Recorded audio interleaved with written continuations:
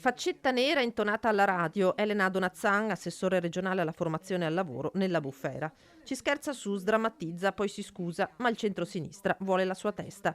La trasmissione è La Zanzara su Radio 24, Giuseppe Cruciani gliela fa canticchiare. Volevo già iniziare con la canzone. Vai, canta Beh, subito. tanto ormai. Faccetta nera, bella vicina, aspetta e spera che già l'ora s'avvicina.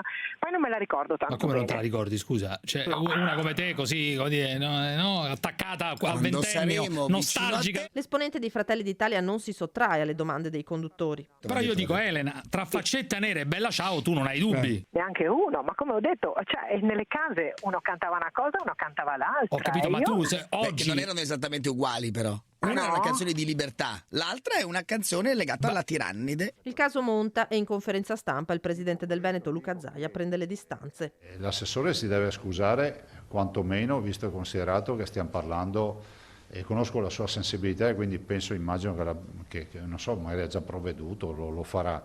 Faccetta nera riprende purtroppo un periodo storico buio della nostra storia, conoscete le mie idee e penso che siano doverose le scuse, dopodiché prendo atto di tutte queste richieste, ne ho tutti i giorni di queste richieste.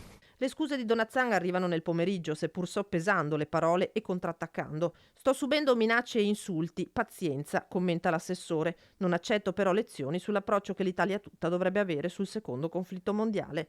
Va assicurata la dignità e la memoria di tutti coloro che hanno sacrificato la propria vita durante la guerra civile tra il 43 e il 45, continua. Se a sinistra, tra i pochi che condividono questa necessità, qualcuno si è sentito offeso, me ne scuso. No alle strumentalizzazioni, termina, accusando proprio la sinistra di perdersi in polemiche sterili invece di occuparsi della pandemia.